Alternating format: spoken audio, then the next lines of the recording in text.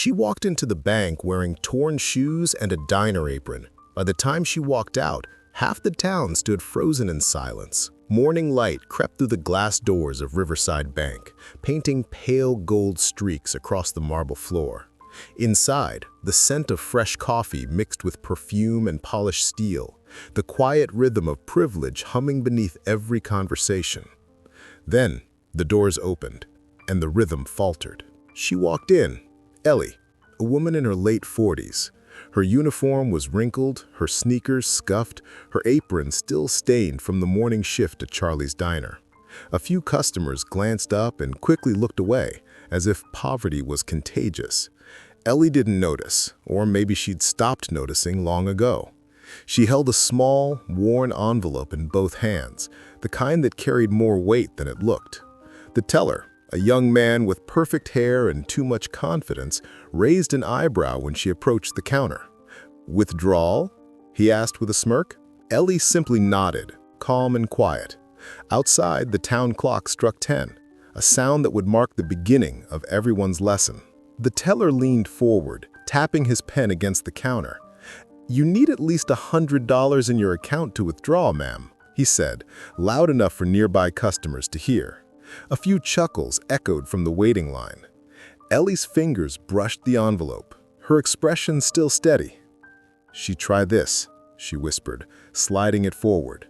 Inside was a folded check, creased from years of being hidden, yet spotless. The teller unfolded it lazily, his smirk dissolving as his eyes froze on the number. Then, like a wave rolling backward, silence filled the room.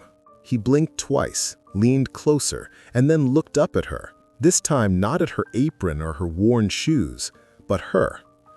"Ma'am, is this real?" he stammered. Ellie tilted her head, calm but firm. "It should be," she said softly. "That's the account I opened before I walked away from my company." The manager arrived, clipboard trembling in her hands.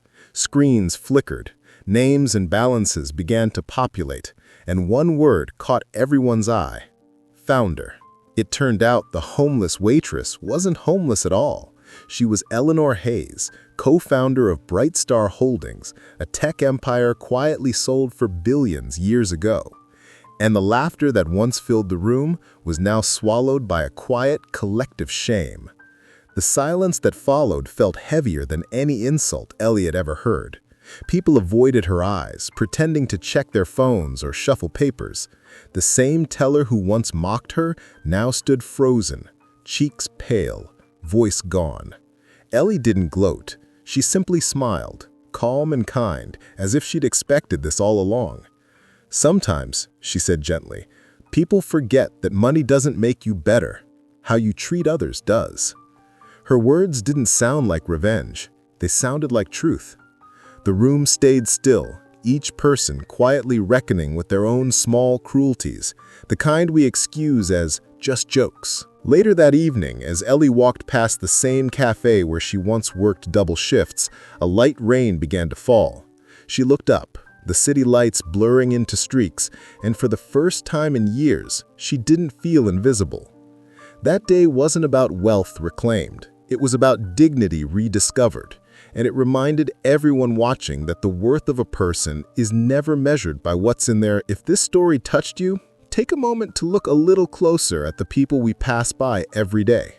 The quiet waitress, the old janitor, the man fixing streetlights in the rain. Each one carries a story we'll never fully know. At Hidden Struggles, we share these unseen lives, moments where strength hides behind humility and kindness still wins in a loud, impatient world. Share the story with someone who believes in second chances. Comment what lesson it left you with, and remind someone today that respect costs nothing, but it can change everything. Because every story seen is one less struggle ignored.